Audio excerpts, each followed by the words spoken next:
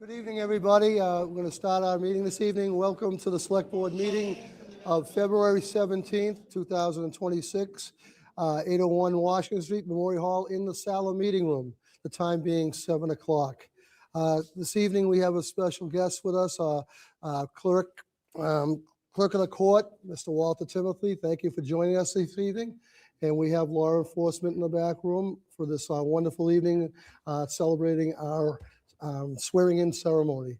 That is our first agenda item. I would like to welcome Chief Daniels. Chief, they gave me 3 names to welcome. There's a lot more than 3 people here, so that's all right. But I'd like to welcome Nancy Daniels, the Chief's mom, and Melanie Daniels' sister, and Harmony Hoke, his partner. Okay, welcome here. Welcome for this evening. And without further ado, Charlie, Tracy Kenny here is a clerk, town clerk. She will be doing the swearing in. So Tracy, if you could. Hi, Chief. Would you please raise your right hand? Do you affirm that you will faithfully and impartially discharge and perform all the duties incumbent upon you as police chief of the town of Canton, according to the best of your abilities and understanding, and agreeably to the rules and regulations of the Constitution and the laws of the Commonwealth of Massachusetts? I do. Congratulations. You are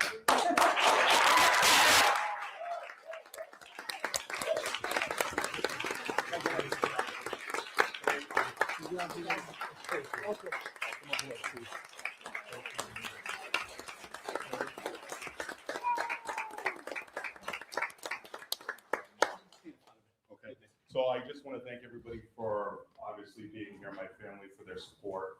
I obviously couldn't be here without you. I also want to thank the members of the community for accepting me. Just last week, I attended at the Galvin Middle School with Officer Katard and Officer Mulaney, Black History. So I went, I had a great time, and I met with the superintendent. I've met with a number of people prior to my start date tomorrow. And I feel already very much a part of the community. And I promise I won't let you down. I also want to, and I'm going to be very clear about this. The officers in the back, I've received so many phone calls from members of the Canton Police Department. They are ready for change. And I want everybody to understand that I have their support. I've had a great conversation with all of them, well, most of them, when I went and I spent some time down there, and they're ready. So, but I also want the community to know that we can't move forward unless we have your help. So this is a collaboration, and it's not, today is not about me, it's not about the community of Canton, and it's not about the Canton PD. It's about all of us collectively moving forward. So I promise I won't let you down. I'm always available. I'm a very visible person, so you will see that over my tenure here. So thank you very much for this opportunity. Thank you.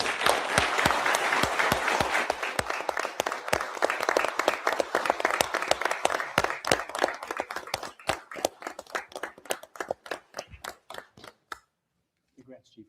Congrats, Chief. Thank you very much. Okay. Awesome. I need to eat. All right. We could do a nice picture out in the lobby with the thing. Yeah.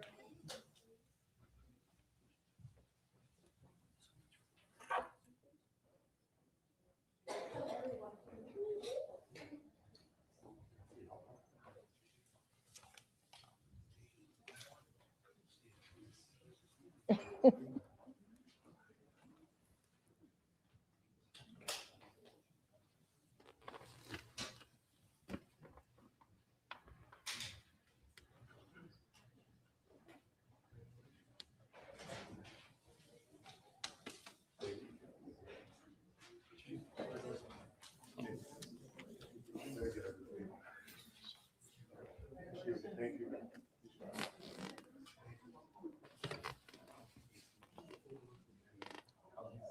I know.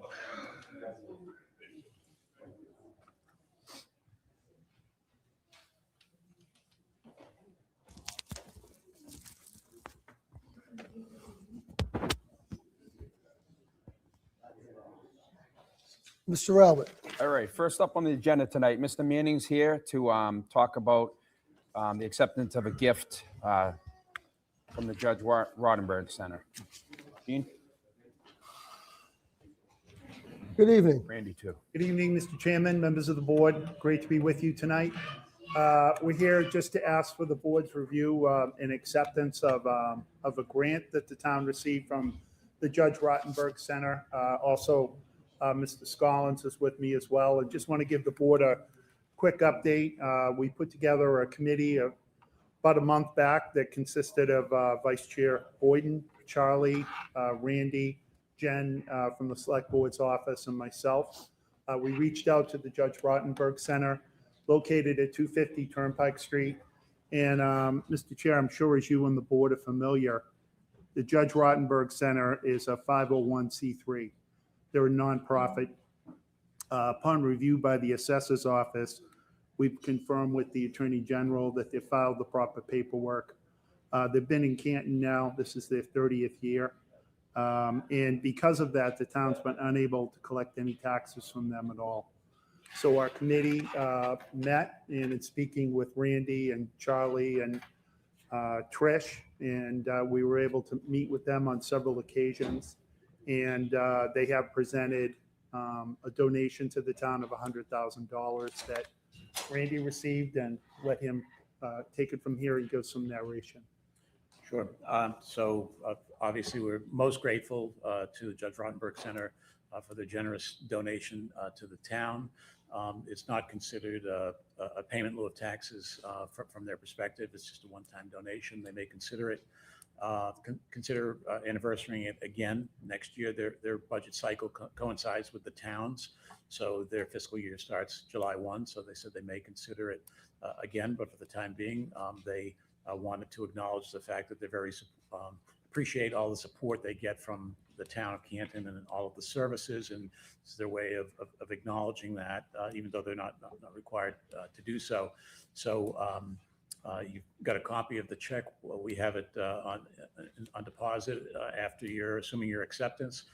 We will deposit it into the general fund as a miscellaneous receipt, as that's where it would need to go as this type of contribution to the town. But very grateful to the JRC for this financial gift from them.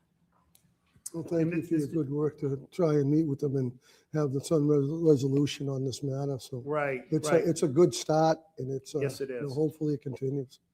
Yes, it is. And Mr. Chairman, the executive leadership there, we did review the town of Canton's engagement with them, which has been stellar, from emergency services and town services, police, fire, DPW, engagement with the select board's office, with Charlie, town departments. They were absolutely appreciative of all the work that town departments and administration does with them over the years. And they would like to continue the engagement with us moving forward. So as Randy mentioned, and I think Ms. Boyden would agree, we hope to begin further talks with them as soon as this summer to try to keep things moving forward. So at this time, we'd like to ask for the board support to accept this donation, as Randy mentioned. Does the board have any questions, comments for Randy? Chief? Seeing none, can I have a motion? I move that the board accept and authorize the use of a gift in accordance with the terms thereon under Mass General Law 44, subsection 53A, the donation to the town of Canton from the Judge Rottenberg Center in the amount of $100,000. Second. Motion made and second. Any discussion? Seeing none, all in favor? Aye. Chair as well, 5-0. Mr. Hogan. Thank you. Thanks, guys. Mr. Chairman, members of the board, thank you. Have a good gentlemen. evening. Thank you. All right, next up is a public hearing in connection with an application for a license to store more than 3 vehicles at 2346 Washington Street. Notice is hereby given that the select board will hold a public hearing at or after 7 p.m. Tuesday, February 17, 2026 in the Sala Meeting Room, Memorial Hall, 801 Washington Street, Canton. This hearing is in connection with an application for a license to store more than 3 vehicles at 2346 Washington Street, MA, made by Michael Cassidy, 4006 Washington Street, Suite 101, Rosendale, Mass. 02131. Christopher M. Albert, Clerk of the Select Board. I move that the board open this public hearing. Motion made. Second. Second. Any discussion? All in favor? Aye. Chair as well, 5-0. So just a little background.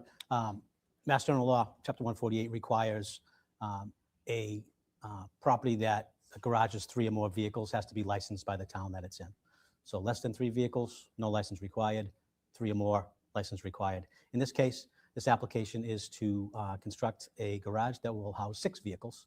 So therefore, a license is required for the board to grant. And I can tell you that the fire chief has reviewed the plans and has approved the license application.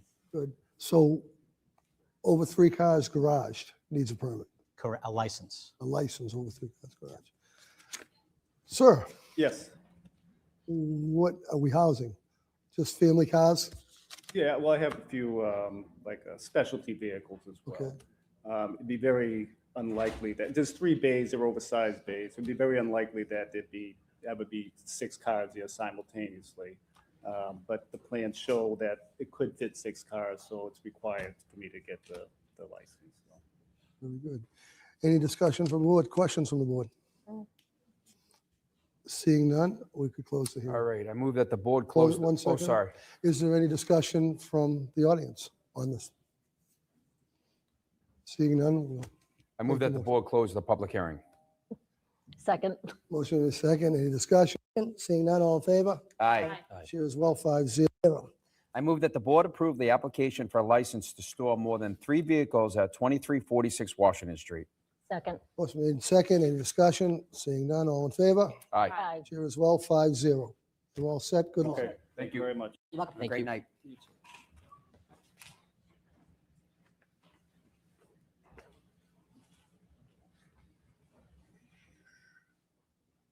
All right, next up is to consider accepting the layout of the roads or ways as public ways, Canton Reserve, Stillwater Road, Foundry Lane, Delbert Court. Stop right there. Yep. So Those just, last- we had a new development with this particular agenda item.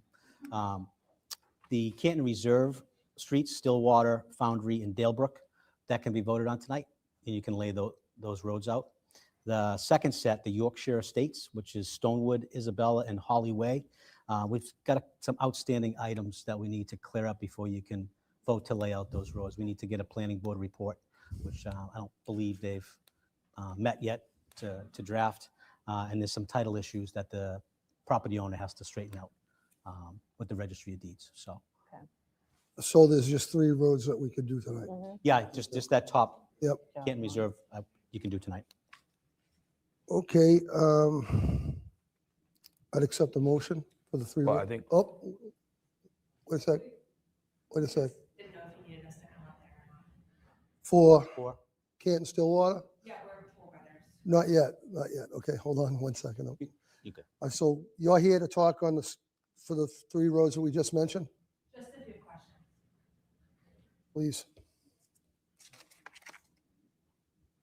This is, so they're here for the Stillwater, Foundry, and Dalebrook, Okay, which you can vote to lay out. yep, please. I'm Jessica Marsh with Toll Brothers. I'm Bill Proyer, Okay, excuse me, for the applicant.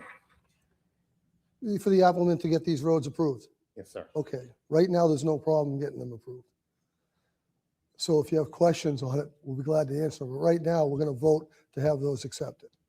So That's why do you- they're sitting there. that's why you're sitting If there. we have questions. Oh, if they we have can help. questions for you. Yes. That hasn't come out yet. Miss, can I have that motion now?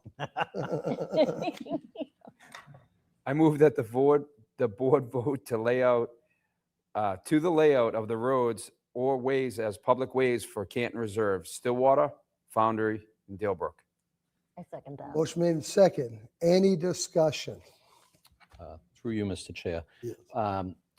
Mr. Duty, refresh my memory because I know that these have come up before. And was there an issue with Stillwater and underground piping or something like that, the septic or? There was, the conservation agent had some questions about stormwater, but those have all been resolved. Okay, So there are no unresolved issues at the Canton Reserve. and the road is wide enough? Wasn't that a Engineering has looked at Signed the off plans and signed off on it. Building commission is good, conservation's good. We're all good. Thank you, Mr. Chair. Any other discussion? Seeing none. All in favor? Aye. Chair as well. 5-0. Thank you so Take much. care. Thank you very much. See you at town meeting. Yes. So we'll table the second set of roads Mhm. until such time as the planning board gets a chance. Sure. Exactly what the purpose and process is in for, and more importantly, what is the potential excise tax or betterment tax associated with something like this? We're not really getting any guidance for residents. Other than just a- Excuse me. Neil, can you take a Yeah, mic? can you go to the microphone so people can hear what you're asking? Yeah. And just state your name, please, and the town you live in. Good evening, Rob Crignali, Stonewood Drive residents. Just concerned or questions about the process and rationale to change the layout of the street of Stonewood Drive from private, and what is the process of it, and is there going to be any insight to the residents, because we're not really hearing anything about it, number one. Number two is, what does that look like in potential to betterment taxes or any tax abatements associated with that? So if some, information could be provided to the residents, that'd be great in the process. We're just not being informed of that. Sure. Yeah. Do you want me to answer some Yes, questions? sir. Yeah. Okay. So this is the typical process for accepting roads as public roads. Yep. And you're the developer or the property owner? Resident. Oh, you're a resident, okay. The developer is seeking to get Stonewood, Isabella, and Holly Way accepted as public ways. Yep. Which means the town is responsible to maintain them. Yep. And then the infrastructure beneath them. Yep. So part of this process is the select board has to vote to lay them out as public ways. And they do that based on recommendations from the planning board. In this case, the planning board hasn't yet provided a report Okay. on whether or not the town should accept these as public ways. So I would reach out to the planning board Okay. and see when this topic will be discussed at a future meeting, and I would attend that meeting. Yep. If you had specific questions about that. But should these roads be accepted as public ways, there would be no betterment charges to the residents of these roads Okay. because it would become public. Okay. If there was work that needed to be done on these Yep. roads, let's say that they found that the stormwater was improperly installed, then the residents could potentially be set up with a betterment to pay for those repairs to make it compliant. But I don't think that's the case with this. Yep. It seems to me that with this, we're just missing part of the process, which is the planning board report. And then there are some title issues that the owner has to resolve with the registry of deeds. Okay. But as far as we know, the roadways were constructed in accordance with the subdivision rules and regulations. And how can I go about finding out when that planning board meeting is or what contact person is? You can go on to the website for the town. Yep. On the planning board page and find their agenda. The chair of the planning board is David McCarthy. Okay. And you can reach out to him via email. Appreciate it. Thank you. Okay, you got it. Thank you, sir. Have a good night. Thanks. All right. Mr. Albert. Next up is the municipal operating request review. First up is Louis Jutras. Information Systems. Good evening, Louis. How are you tonight? All right, evening members, thank you much for your time. So for fiscal 27, overall, there are a couple items that need to be added to our expense budget. Items that have been installed and paid for over the years through opera funds and the like. So total department expense request is an increase of 12% in total. Just over 1% of that is salaries. The remaining almost 11% is for the expense side. There's a couple of items that have a reduction if all the capital requests are approved and we get those implemented. And then overall, we have that as a net to the increases. And that is really what we have for our grand total. And it's really general increases for our support on a multiple list of products, and then 2 new products that will be coming onto support after their initial purchase. Any questions for Louis?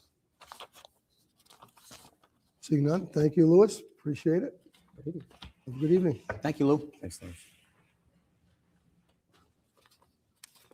Next up is for central maintenance, Rob Martin.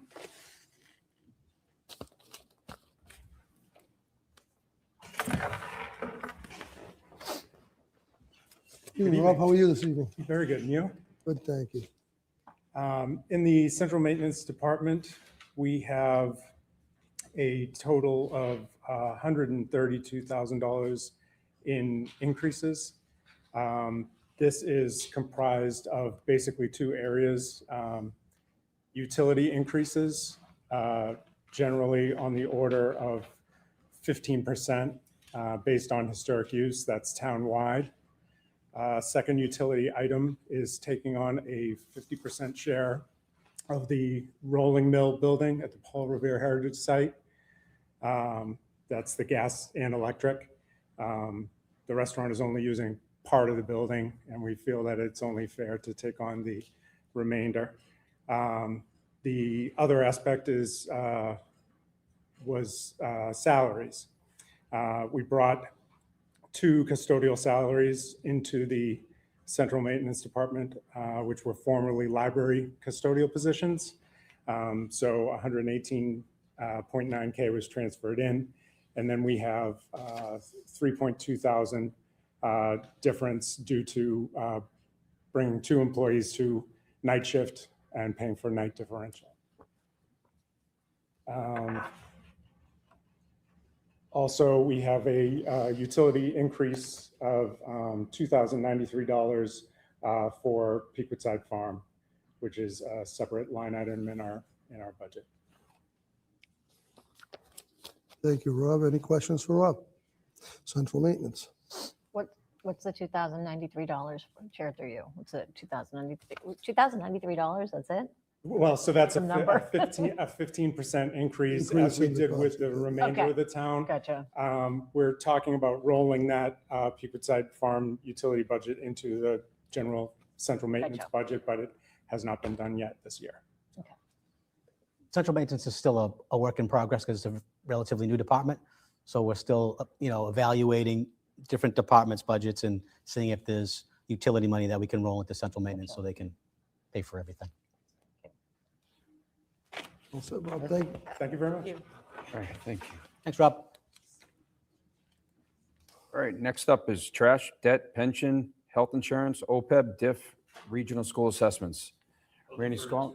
Town Administrator Jen Chameleon for her budget. Okay. Okay. That's very nice of you, Yeah, thank you. Ladies for you.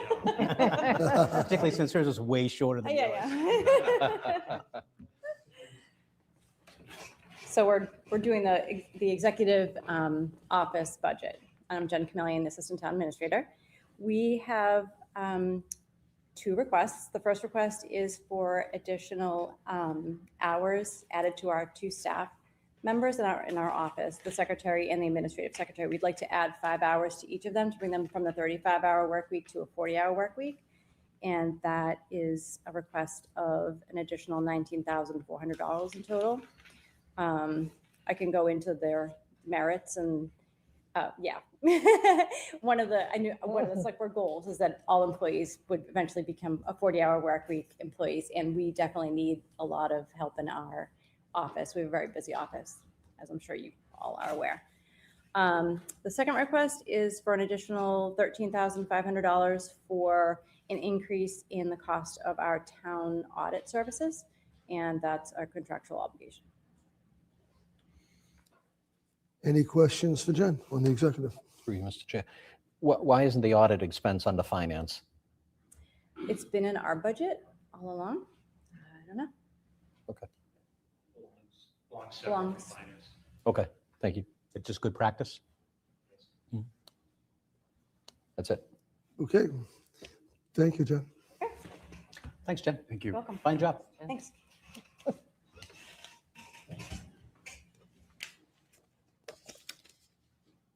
Go to, yeah, okay. So we're going to skip over to Paul Revere Heritage Trust. Mr. Hines isn't here, but I think John? George, no? I am here. Oh, I am, yeah. I'm sorry. I didn't. But I was expecting Alan to be joining me. He said he'd be here by 7:30. Okay, we'll hold it. Jump. I We'll think hold Randy. it. No rush. Yeah. No biggie. Randy said it. We'll hold it. Maybe Mr. Chair, members of the board, Mr. Town I was Administrator. worried, how long is yours that you're letting everybody go in front of you? Well, it's a few different budgets, but I'll see if I can get through them expeditiously here. So these are the most of the fixed cost budgets on the fixed cost page. So fixed costs are estimated to grow by 7.8% or 2.95 million in fiscal 27. Fixed cost growth is only 4.6% after funding for the Galvin Middle School interest from other non-general fund sources. So the general fund, the Galvin Middle School interest costs, the carrying costs during construction, our note is coming due in August. Our $35 million bond anticipation note, interest on that is 1.2 million. And we've got three non-general fund appropriated sources. So meaning the 1.2 million to pay this interest cost isn't going to impact general fund budgets. We've got 738,000 coming from the feasibility part of the Galvin project, the reimbursement. So we're going to apply that towards this cost. We've got $180,000 in capital stabilization that we've been socking away for the last 4 years for that. And then the remainder, $300,000, is coming from bond premium that we received when we issued the note. So that's 1.2 million associated with the short-term debt. The debt service outside of that is increasing by 457,000. The inside the levy debt, meaning the non-excluded debt, is increasing by a net of 457,000. That's due to 12 projects that have already been authorized. We're now ready to go permanently bond for them. That will add $757,000 in debt service costs in fiscal 27. But then we also have several projects that we're continuing to amortize, reducing that by 300,000. So the net increase for the included debt service is 457,000. And then the outside the levy debt service, which are the three excluded debt projects that are currently on the books, Hanson School, the Bolivar Pool, and St. Gerard's. So we continue to amortize that debt service. So that's going down by 26,000 in total. Next up, large item is health insurance budget, increasing 1.2 million. And that increase reflects growth in subscribers and recommended premium increases. As you recall, the town went 5 years without increasing its health insurance premiums for active employees or retirees. But now, as costs are increasing, it's time for us to increase premiums. In the fiscal 26 year in right now is the first year we've done that, so we need to continue that going forward. But in total, that's the biggest mover on this page of 1.2 million. And then the pension assessment or the retirement expense line is decreasing by 175,000. And that's a function of the Norfolk County Retirement System Board has pushed out the full funding of the unfunded liability by 4 years to fiscal 2033. And that was at the insistence of the overwhelming majority of all of the other Norfolk County towns looking for some relief on this line. And so they got that with the board pushing out the large increased assessments we were all staring at there by over 4 years. So that benefited Canton in fiscal 27 by reducing our assessment by 175,000. You don't normally see that. Normally it's going up by several hundred thousand, but it's going down this year. The trash budget is increasing by 132,000, and that's a function of the contract. It's the third year of our contract, a 5-year contract with Republic. The other large item here is the Blue Hills Regional assessment. So that's the last item within the fixed costs that we do not have a firm number yet from Blue Hills. They've said that they should have that for us within about a week or so. So in lieu of that, estimating a 5% increase at this point in time, or 108,000, hoping that it comes in a little bit better than that. So it's less, but that's our placeholder for the time being until they provide us with an actual estimate. There are three fixed cost budgets that are remaining flat. The Norfolk County Agricultural assessment flat at 50,000. The life insurance costs to the town, 62,250. That's flat. The town insurances at $1,728,912. That's flat as well. And then the OPEB trust fund, which is our annual funding of that liability, the retiree health insurance liability, increasing by 50,000 as per our funding schedule. We should be able to hold there at $1.5 million annually after fiscal 27. And then the last item is the Plymouth Rubber diff transfer. So this is the funding for the debt service costs associated with the acquisition costs that the town paid to Canton Holdings as per their agreement, 6.6 million, as well as the new debt service costs associated with the museum improvements as well. So given the change that was made last fiscal year to how this formula works, the amount that's required in order to fund the FY27 debt service for those two items is actually declining by about 3.5% to 573,000. And so, but the positive news on this transfer is that with the change that was made 2 town meetings ago to the formula for how much we put into the sinking fund for debt service, so the formula was changed by vote of town meeting. So now we're able to put more funds from the Revere properties, their taxes, into the general fund for general fund services. So we started out in this fiscal year by adding an incremental $850,000 that we otherwise wouldn't have been able to add into the general fund revenue stream if it weren't for this change. And then we're able to increase that by 5% as per plan for fiscal 27. So now it's an additional $892,500 to support general fund budgets. And I believe that covers everything in the fixed costs, unless there are any questions on some of the specifics. Any questions from the board? All set, Randy, thank you. Thank you. Thank you, Randy. Thanks, Randy. Well, let's see. Mr. Hines, you're up. Yeah. You are up, sir. You're You're the last. Whoa. Good. Nice of you I to came show up early. this evening.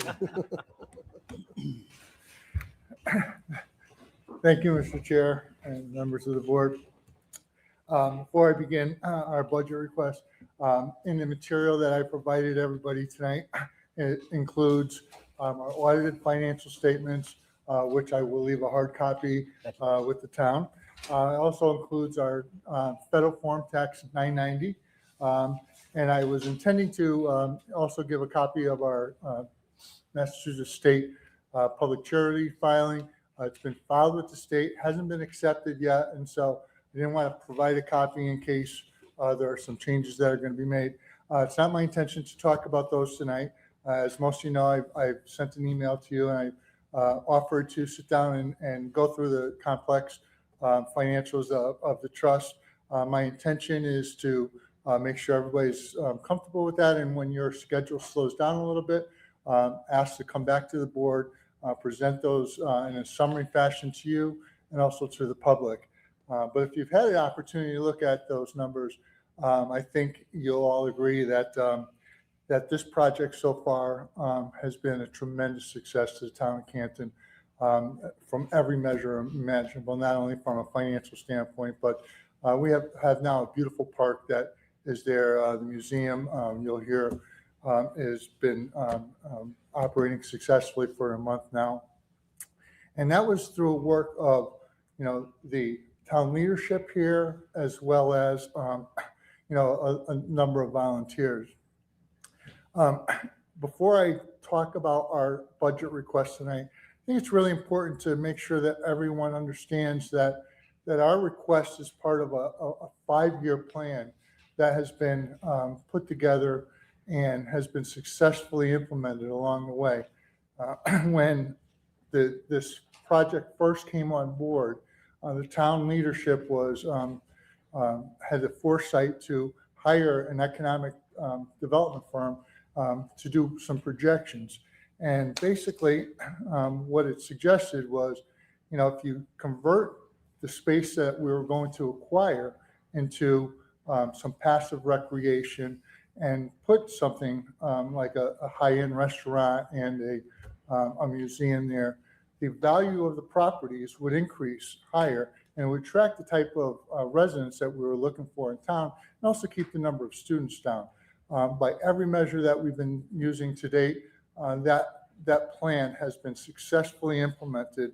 And you just heard from Randy, the values of the properties got so high that the success of the program was so good that Revere and Son put together that article to change the DIF funding a couple of years ago. And that funding has allowed additional revenues to come in. I think the number he just quoted was $892,000. So from time to time, I hear people say, the town shouldn't be in the museum business, or I don't want my tax dollars going to fund a museum. But if you look at really this project in total, please send them to me, because I can sit down and show them the financial results of what has transpired, all the improvements that have been made to that property, and all the funding that has been provided, has been used to develop this property, has been funded through the success of that project. Not only that, with $892,000 coming back to the town this year from those higher than projected real estate values, not only are we providing enough money to fund the request that we're here asking you tonight, but that money provided enough money to cover our full appropriation and provide almost $500,000 to help the school with their budgets.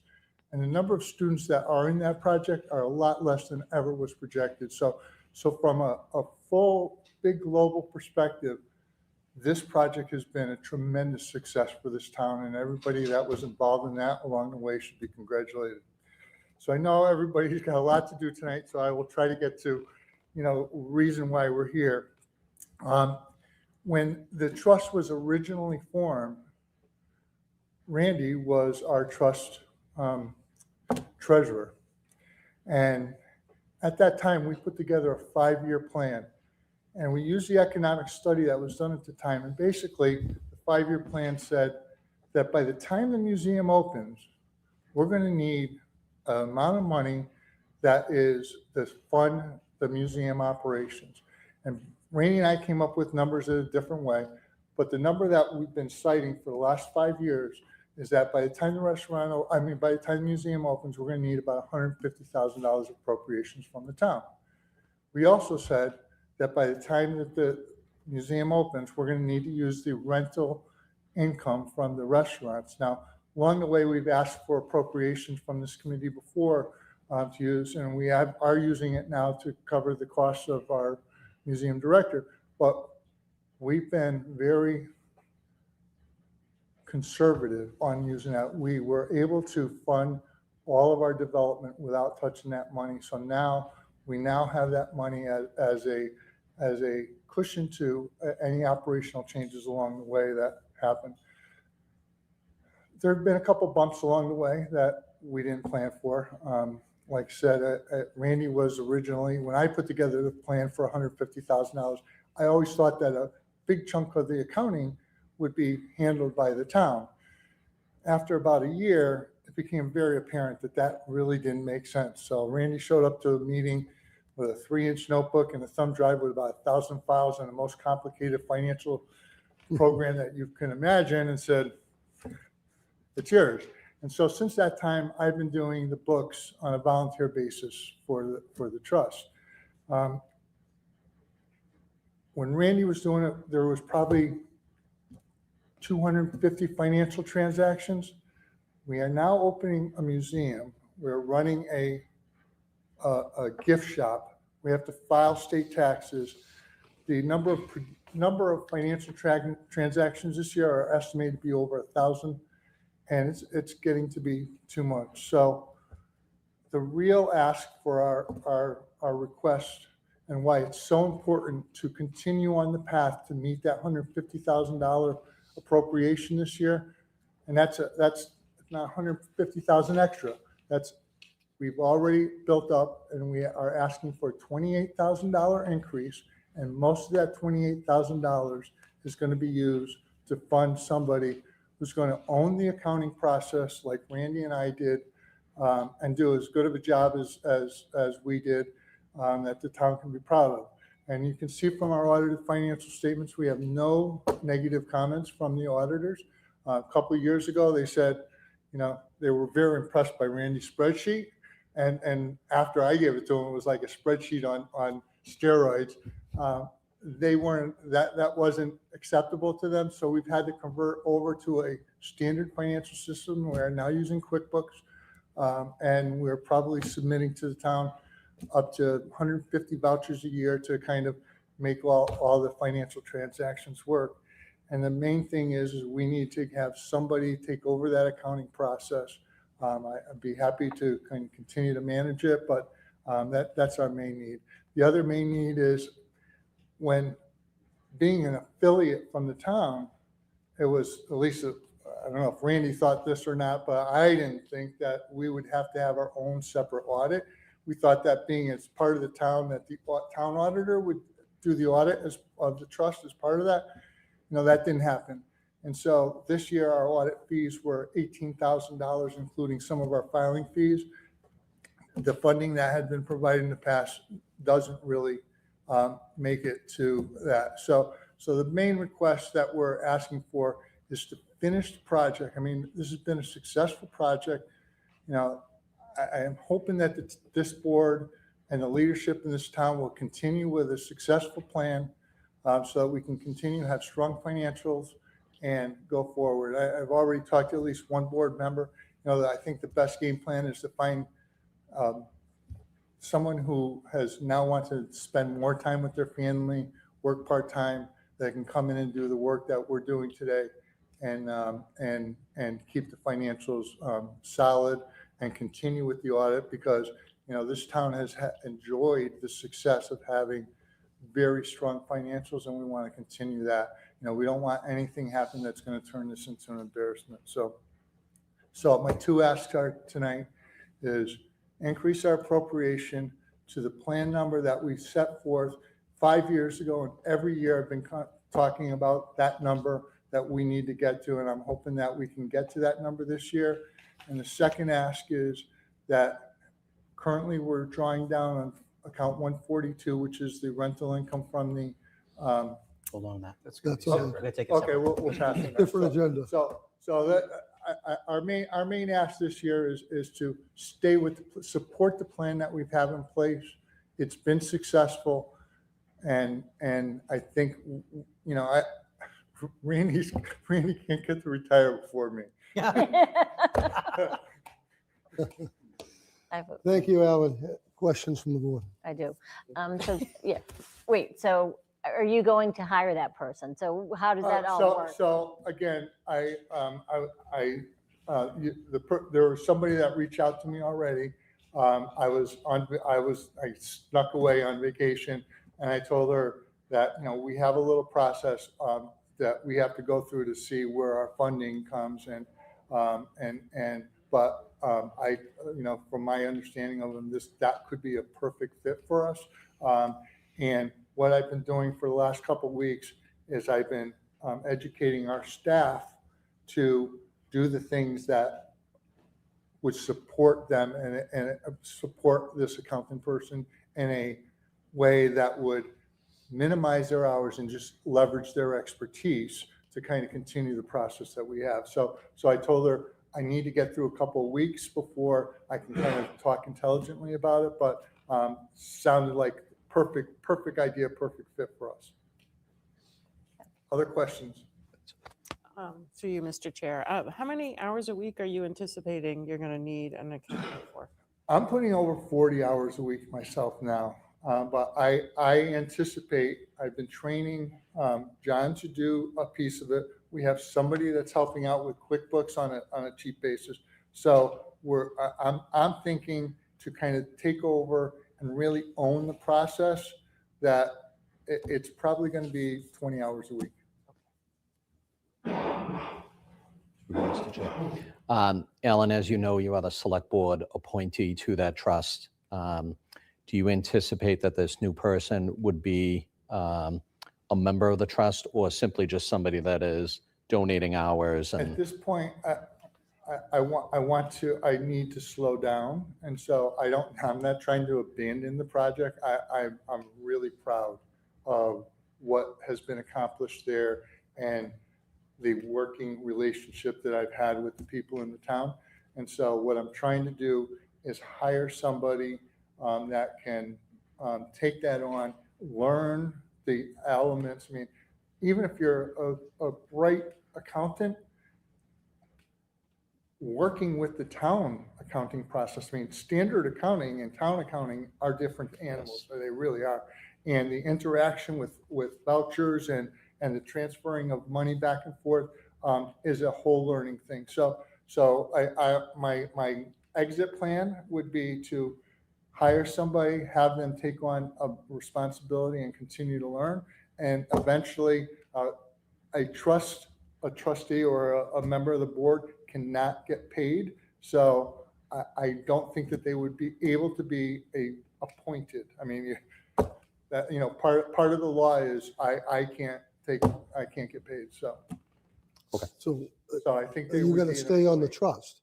What's You'll that? stay on the trust, but Yes, You're just- I would stay on the trust as more of as what I thought a board member should do, not be a full-time a little bit of employee. oversight. right? Exactly, Right. oversight. And honestly, our employees that we have so far are doing, great things, and we have volunteers and people that are helping out. So, but I do think we need to have someone who's really going to own the process. Very good. Any other questions? And the museum has been, and we have a budget that I will explain, and we are on plan, and we are, and Randy looked at the books and said, it looks like you built it to last. Is that a fair statement? And that's, honestly, I think that's what we've done. Thank you. Excellent. Thank you. Don't Stay right go there. anywhere. You're up on the next agenda item. Oh, okay. Okay. All right, next up is to consider the request to increase the amount that the Revere and Son Trust may draw from the revolving count 142 up to $125,000 per year. So speaking on that, the current revolving account was established so that we could draw up to $250,000. And the reason we did that was we thought we were going to be using the money in that account to help us with the development of the museum. And we fortunately didn't have to do that.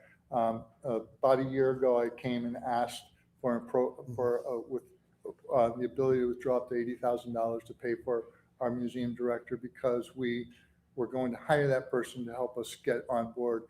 And currently, we now have a total of 7 employees. And so some of our part-time employees, the draw that's coming down is larger than the revenues that are coming in. And so we now need to start tapping into that money as always planned. Our goal, as Randy will tell you, I am as conservative as ever. My goal is to only withdraw up to, the rental income, but we wanted to add a little bit extra as a buffer in case something came up that we needed. So we're asking for a drawdown of 125 with the intention of using it really only up to the amount of the rental income that's coming in, but with authority to do up to 125 in case something comes up that we need. We don't have to come back here on an emergency basis. Any questions on this? Do I have a motion, Mr. Albert? I move that the board approve the increased, the amount, I move that the board, excuse me, guys. I move that the board approve the the increase, the amount the Revere and Son Trust may draw from the revolving count 142 up to 125,000. Motion been Second. made, second. Any discussion? Seeing none, all in favor? Aye. Chair as well, 5-0. Thank you. Thank you. Good night, gentlemen, thank you. And I'm sorry, you know I'm long-winded. I wrote it down so I wouldn't keep on rambling on.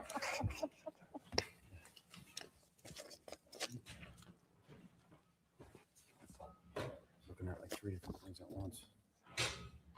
Town meeting articles.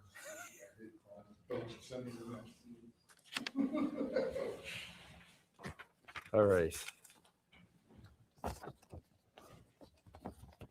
Into the funding. So we, the next is the Yep. town meeting articles. Yep. We're going to vote our positions on the 2026 annual town meeting articles.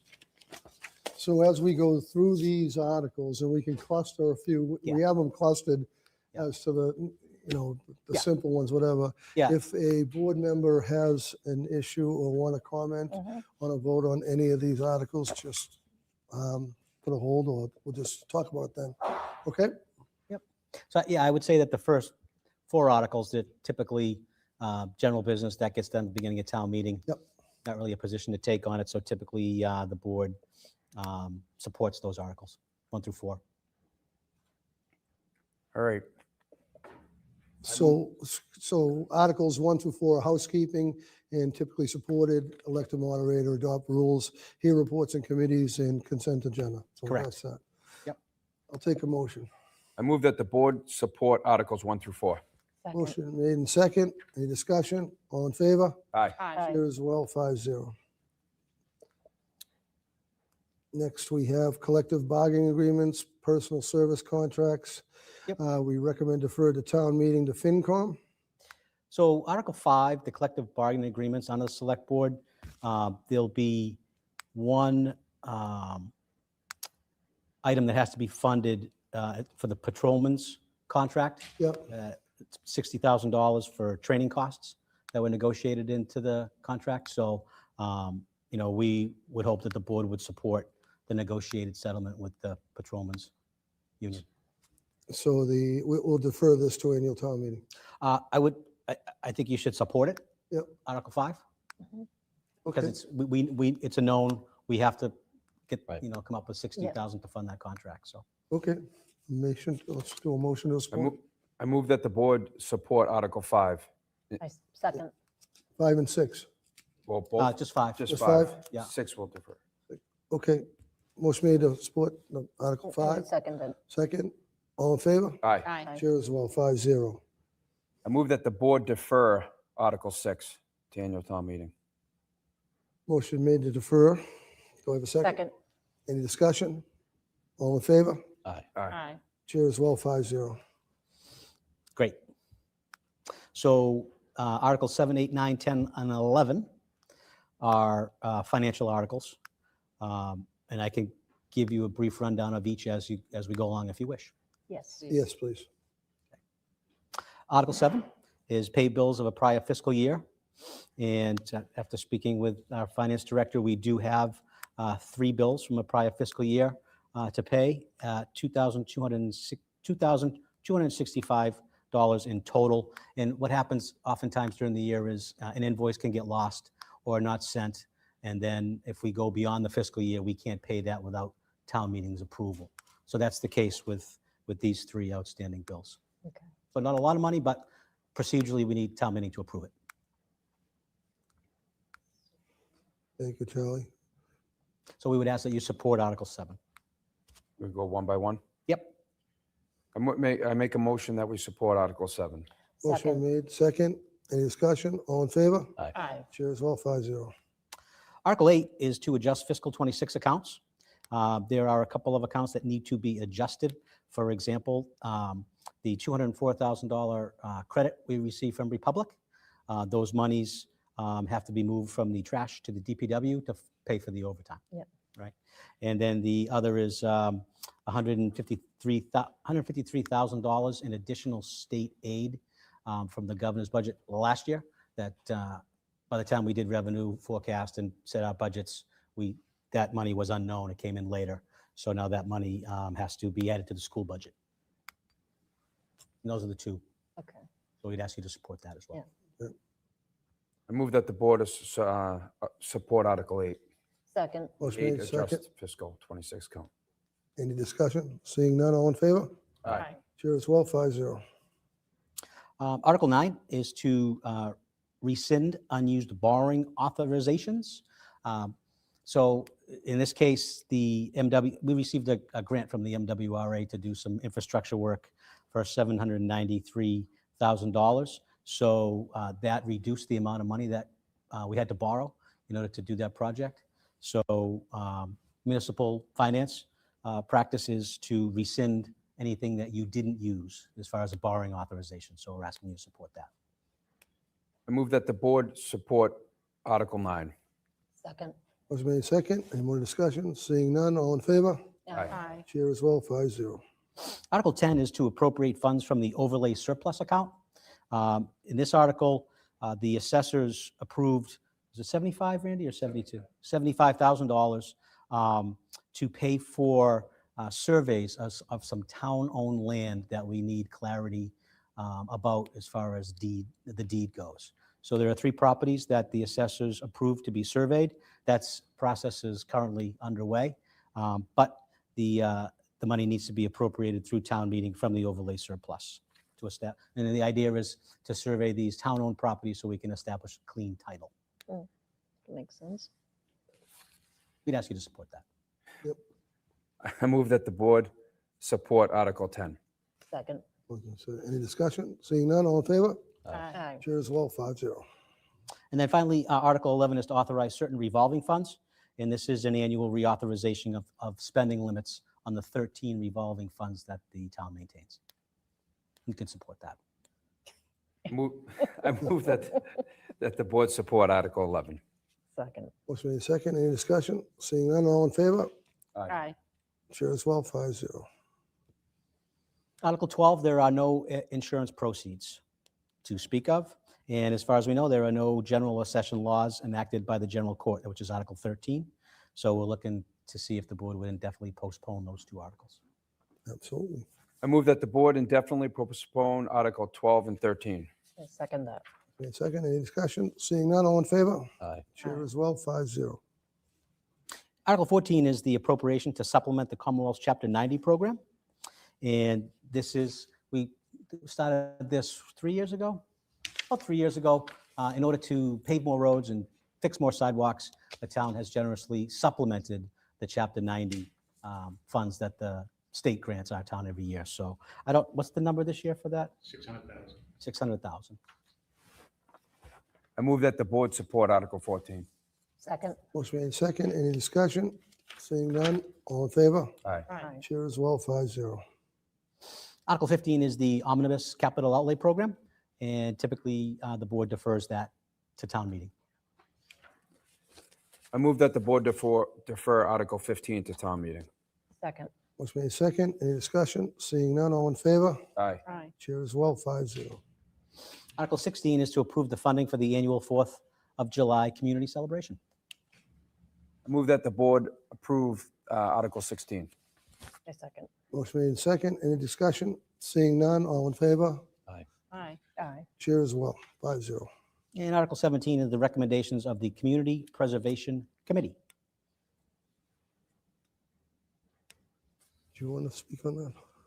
So typically, we defer this to Community Preservation Committee to speak at town meeting. I will inform the board and the public that one of the articles as part of the community preservation was for the pickleball courts to be built behind the headquarters of the Bank of Canton. And the Community Preservation Committee did support that project in full, and I thank them for their support.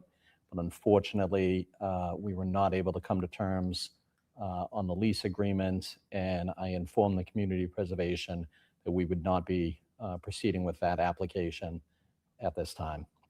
So they have removed that, and it will not be part of the ask for this year.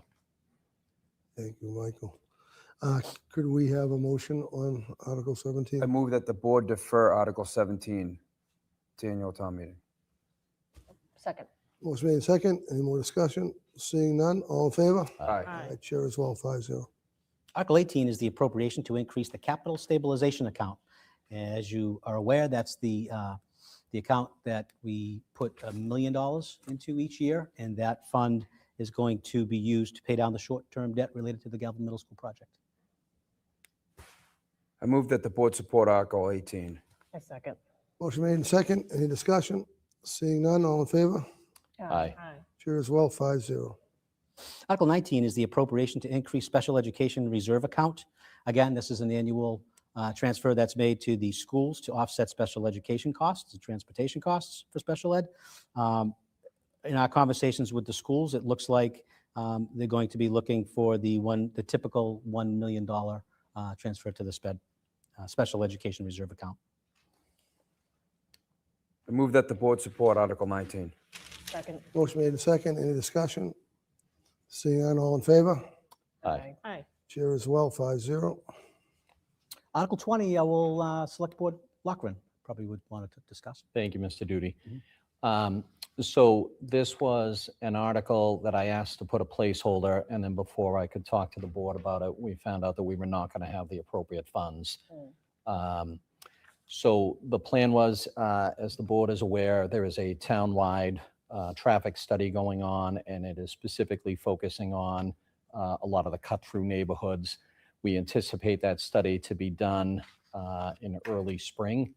And what I was hoping that we could do is set aside some money from free cash to repaint crosswalks, put in flashing crosswalks, the flashing speed limit signs, kind of in tandem with the results of the townwide traffic study. Unfortunately, the funding that I was hoping we would have is not there. However, Randy, if I'm not mistaken, we still can use Chapter 90 funds for some of this. So it's not that this is necessarily dead. It's just not going to come from free cash. And I'm going to continue to work with DPW to see if they have some funding so we can implement some of these things. But this particular article, we are postponing. I move that the board indefinitely postpone Article 20. Second. Motion made second. Any more discussion? Seeing none, all in favor? Aye. Aye. Chair as well, 5-0. Okay, Articles 21 to 42 will probably drive some discussion between the board. I'm happy to provide any additional detail if you need it, but I thought maybe I would turn it over to you, Mr. Chair, to go through Articles Yep. 21 to 42. Very good. Thank you, Mr. Duty. Article 21, appropriation for the Gridley Cemetery repair. The Historical Commission is seeking funding to repair the damage at the Gridley Cemetery. Does anybody have any discussion or comments on this? No, but I think it's important. Yeah, this is, Yeah. I've actually mowed this particular cemetery. Seeing that there's no discussion, any problems, I'll have a motion. I make a motion that we support Article 21. Second. Motion made in second. Any discussions? Seeing none, all in favor? Aye. Chair as well, 5-0. Article 22, the special act authorized to place liens on properties that owes outstanding fees due to penalties or violations. Mr. Duty, could you comment on this? Sure. Presently, if there is an unpaid fine or fee, the town has little recourse other than to try to, go to the Stoughton District Court to recover. What we're looking to do is provide the town a little bit more teeth to enforce some fines and fees. And one way to do that, it's been done in other communities as well, is to authorize the town to place liens on properties that owe outstanding fees due to penalties or violations. So obviously what that does is if there's a lien on your property when you go to sell it, that fee or fine the town will be made whole and be able to collect that fee or fine. I do have a question. Okay. With regard to Section D, I was confused by that. So if the property is tax exempt, the charge fee or fine shall be committed as the tax? I don't understand that. I believe it's similar to stormwater. whereas stormwater for tax exempt properties is still a fee that's assessed because the property owner still owes it. So it falls into that same category, not necessarily a taxable property, but something that still can be liened against the property.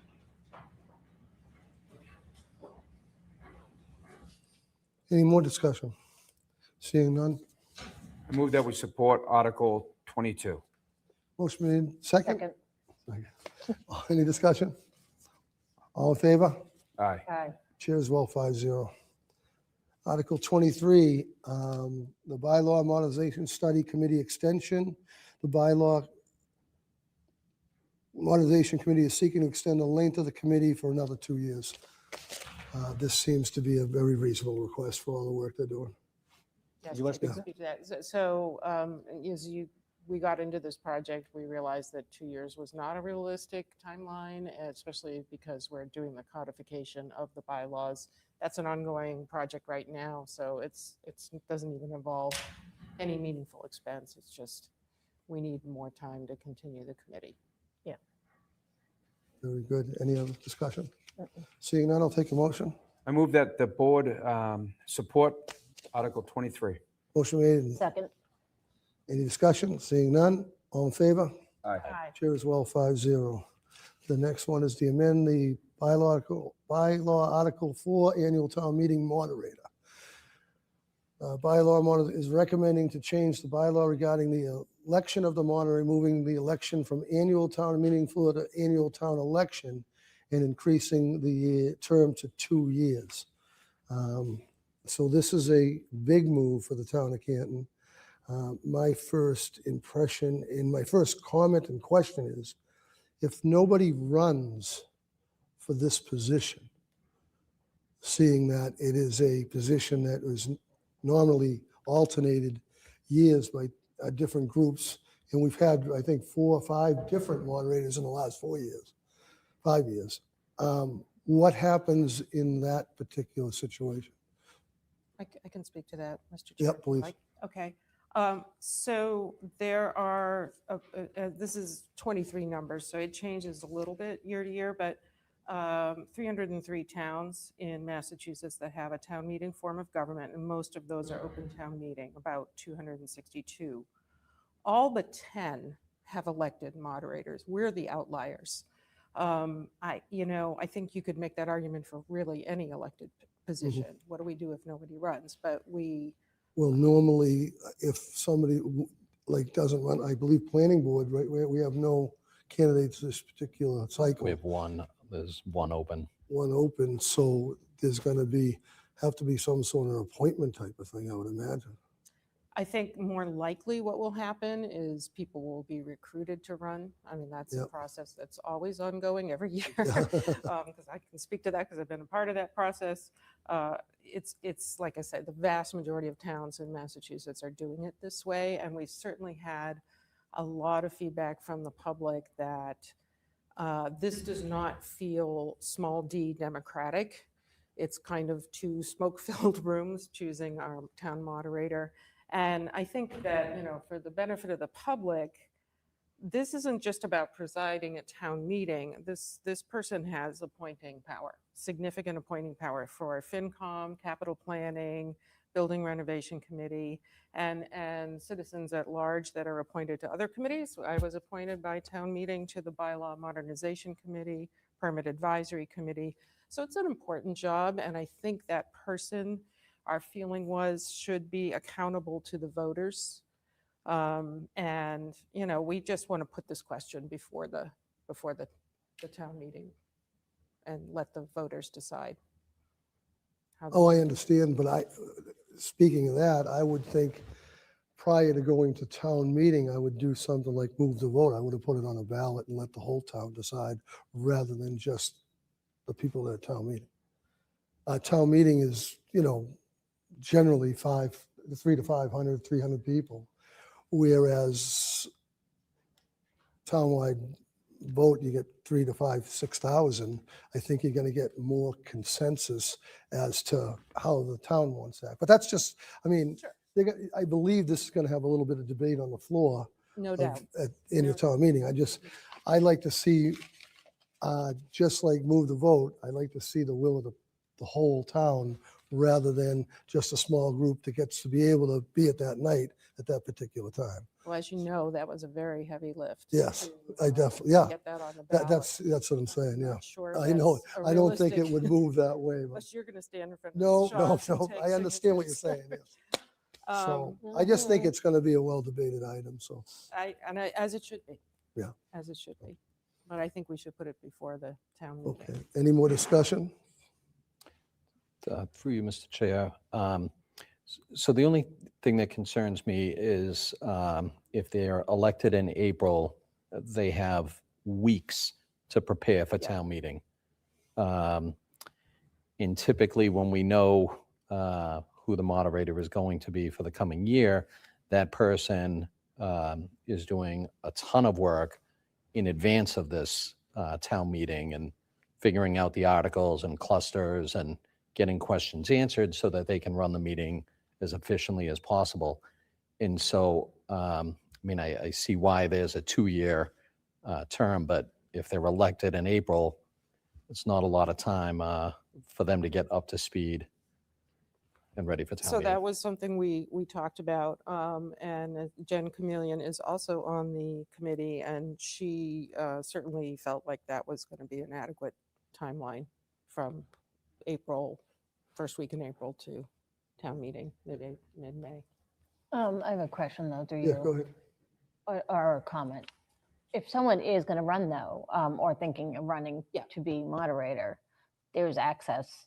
And I'm going to go out on a limb here and say they've probably gone to town meetings and they know clusters, they know what's going to happen in terms of process, and they can review other warrants and see this as soon as it comes out.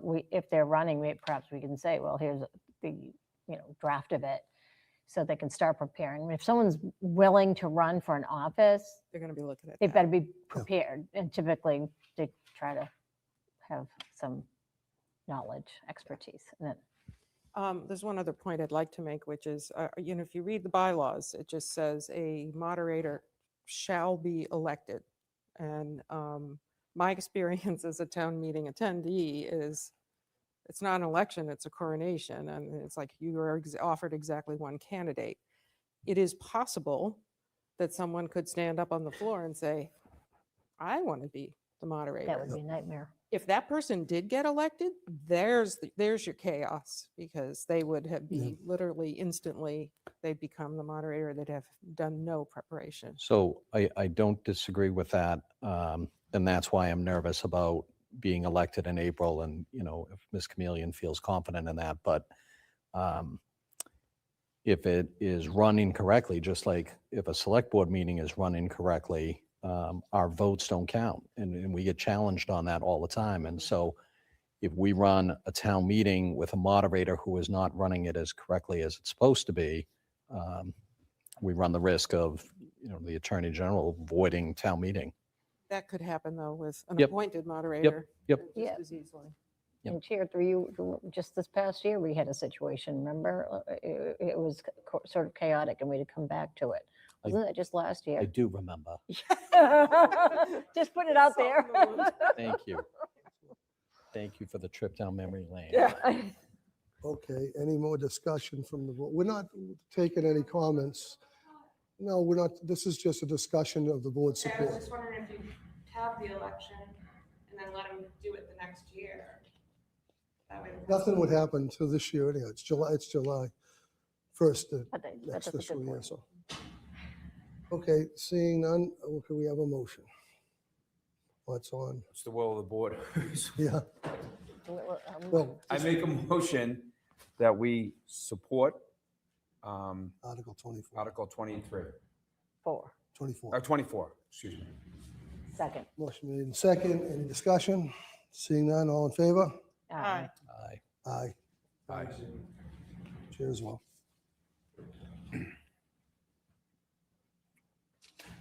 Next is Article 25, amend general bylaw Article 4, annual town meeting voting. Okay. Wait, what? The bylaw committee is recommending a change to the bylaw by allowing the use of electronic voting at annual town meeting. I'll open up discussion. I have absolutely no problem with that. Okay. Just for everyone's edification, all we're doing here is legally, we can't use handheld electronic voting devices without a bylaw change. This article has nothing to do with funding said handheld items. That's for another day. This is simply opening up the possibility of electronic voting. I think for anyone who endured those 2 hand recounts at last town meeting, seems like a no-brainer. Take a motion. I make a motion that we support Article 25. Motion been made. Second. Any discussion? Seeing none, all in favor? Aye. Aye. Chair as well, 5-0. Article 486, bylaw is recommending a change to the bylaw regarding the manner of which reconsideration of votes is accomplished during the annual town meeting. Sue, could you speak on this? I would be happy to. Thank you, Mr. Chair. So let me talk about what's the same and what's different. A motion to reconsider is still going to be assessed by the moderator to determine if new facts have come to light that warrant a vote to reconsider. Assuming that happens, the assembly needs to pass that by a 2/3 majority and then revisit the article. Okay, so that's the same as it's always been. What's different is a couple of things. One is that article now kind of goes to the end of the line. So once all the other financial articles have been disposed of, that will be taken up. So that's difference number one. Difference number two is that if the body does not agree with the moderator, so let's assume the moderator says, you know what, there's not adequate reason to reconsider this motion. That can be overridden by a simple majority vote of the body. So if the person who's the proponent of the motion to reconsider requests it, it still then goes back to, it has to be a 2/3 majority to actually reconsider. But there's just kind of put in a little circuit breaker there. Yep. That all make sense? It does. Okay. Yes, sir. Through you, Mr. Chair. So is there any language, so, and I'm talking about reconsideration at the last town meeting only because that was the most recent one. I'm not questioning the validity or anything of that. Right. When does the motion for reconsideration happen? That night that the vote passed or didn't pass, or as long as town meeting is open? As long Because as- obviously Yep. they could stack the next session of town meeting to accomplish something. Let me get the precise language up in front of me so that I answer that accurately. But I believe it can be revisited as long as town meeting is open. Okay, so, I mean, I do see it that it says may be made at any time. Right. It's just, Right. I think was it the larger issue, the 36-hour wait last time? Yeah. Yeah. If you made yeah. a motion to reconsider, you had to wait 36 hours to Right. take it up Right. again. But that was That's painful. weird. That could drive an extra night at town meeting. Right. I think this allows you to reconsider during that Yes. meeting. But it's Depending at on the- where we are in the process, right? Yeah. where we are at the meeting. What if the meeting is extended to the next one? You'd have to do it It that, still goes to the back of the line. it would still go to. the- Whenever that is, Okay. but we don't have the 36-hour waiting period, so we're not, like Charlie said, adding potentially another day, because if Right. this went down on Okay. the final day of town. okay, meeting. so if town meeting is a typical 2-night event, and on night 2, we're almost at the end, somebody chooses to reconsider an article Right. from night 1, it happens on night 2. That's right. Okay, perfect. Okay. Any other discussion? I move that the board support Article 26. Second. Motion made in second. Any more discussion? Seeing none, all in favor? Aye. Chair as well, 5-0. Article 27, Building Commissioner is recommending a change to the bylaw regarding obstructions of public ways by allowing the town the authority to remove an object that is obstructing the way. I'm taking that as means of anything, any object that comes in their way, trailer, tractor. Storage, have you? vehicles, anything. Yep. I have no problem with that. I just had a question about, what, I assume there was something that came up that they felt the need to change this. So because to me, the way it is, it seems fairly straightforward, but was there a hiccup with that? Yeah, we have issues from time to time with public ways that either get obstructed. You know, residents sometimes encroach on a public way with landscaping or storage. Businesses could be loading and unloading in a public way or parking vehicles in a public way. So I think that this language is meant to clarify and give the town the authority to take action. Oftentimes, when we try to work with either a resident or a business owner to comply, we don't necessarily have great results. It's kind of similar to what we were talking about before with fees and fines and giving the town some teeth. And I think this is an effort to do that as well. Okay, thank you. I move that the board support Article 27. Second. Motion made in second. Any more discussion? Seeing none, all in favor? Aye. Aye. Chair as well, 5-0.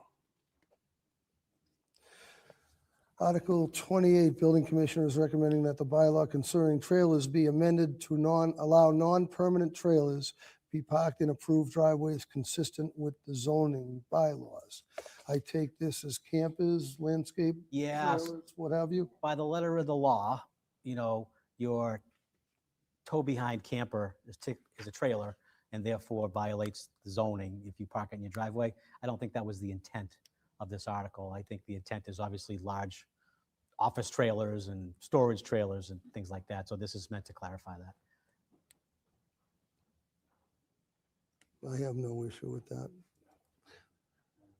Mr. Albert? I move that the board support Article 28. Second. Motion made in second. Any discussion? Seeing none, all in favor? Aye. Chair as well, 5-0. Article 29, amend bylaw, Article 17, Section 1, hazardous materials, subsection, penalty and fees. What are they going to increase the fees? Hazardous materials? Yeah, this is coming from the health director. And Meg is just trying to align our local bylaws with the regulations of the state. Our bylaws were written a while ago. The states have updated theirs, so she's trying to get them in alignment. Okay. I move that the board support Article 29. Any discussion? No. Seeing none, all in favor? Aye. Aye. Chair as well, 5-0. Article 30, amend bylaw article, police regulations, Section 41, water wells. Same argument. She's just trying to regulations. bring these in alignment with the state regulations. Okay. I make a motion that the board support Article 30. Second. Motion made in second. Any more discussion? Seeing none, all in favor? Aye. Aye, chair as well, 5-0. Article 30, Article 31, amend the bylaw article miscellaneous section regulating smoking. It's recommending changes to these bylaws. The Director of Public Health is recommending changes to these three bylaws to make them consistent with existing board and health regulations. What's that, smoking outdoors? Yeah, so our bylaws actually say persons under the age of 18 may not purchase cigarettes when it's actually the law is 21. So Okay. again, bringing it up to today's regulation. I move that the board support Article 31. Second. Motion made second. Any discussion more? Seeing none, all in favor? Aye. Chair as well, 5-0. Article 32, stormwater management in conjunction with the other town officials is recommending changes to the bylaw that change the authority, enforcement, and administration of the bylaw, as well as the thresholds for requirement of permit and cleanup of language and definitions. Yes. Yeah, so we've had a stormwater working group for quite some time. Stormwater sits with the conservation agency right now. And after several meetings with DPW and engineering and conservation and planning and zoning, we felt that stormwater would be better permitted through our engineering department. Alphonse, our lead engineer, reviews all these stormwater plans for compliance. So it's more of a move for efficiency. So folks don't have to go to two separate departments to get their stormwater reviewed and approved. So conservation is, I believe, is on board with this. They've met about it already, so. Yeah, oh yeah, thank you. I move that the board support Article 32. Second. Motion made second. Any more discussion? Seeing none, all in favor? Aye. Chair as well, 5-0. The next Article 33, amend general bylaws. Article Stretch Energy Code, Specialized Energy Code. The committee is recommending changes to the Stretch Energy Code bylaw by adopting specific appendices in Mass Building Code, that they change the code to Specialized Energy Code. For me, I'll be the first one to talk on this. I have a hard time with this special energy code. I think it's too early for the town to get into it. I think that I have asked for 4 items anyhow, but I've read this code. I've actually gone to construction training classes on this code, and that's the biggest discussion in the class is the stretch energy code. The super stretch energy code enhances the existing stretch code to a stricter level for high-end construction homes, for ADUs to a limit, units that are additions that are 1,000 square feet or above, mandates either you set up for solar panels, and some mandate that you put a certain percentages on your roof of solar panels based on kilowatts. I'm not someone that mandates anybody to put anything on their roof, number one. Number two, I don't like solar panels on my roof. I don't like putting holes in my roof. It's just something that I've had an issue with.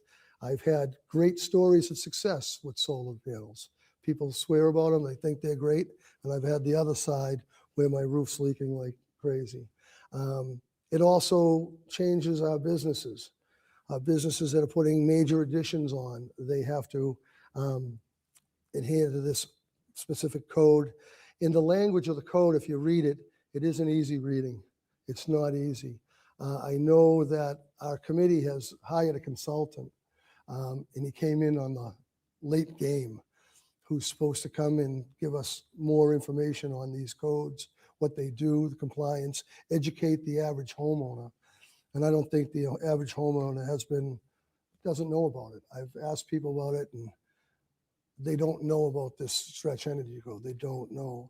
And I wanted to get an input from the building department. I wanted to talk to the building inspector, electrical inspector, plumbing, the whole building department, and get their view on it, if they were for it or against it.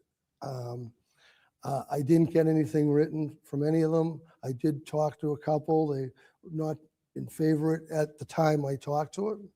I also wanted to get the input from Canton Association of Business and Industries and economic development that deals with the businesses that are coming in town and how it would affect that growth in our town that we count on for our taxes to be kind of lower than our average communities.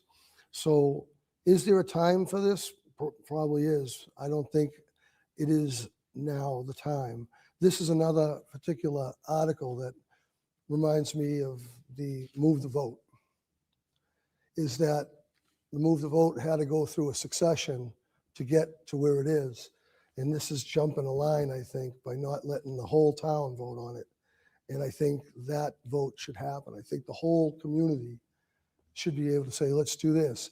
But as Sue said earlier, that's not an easy task. But those groups that I've just mentioned, I think they're important to have in the conversation. I know there's going to be a group coming up to talk about this. I know our consultants is on the clock now, but I'll definitely be there because there's too many questions and not enough answer to the basic homeowner.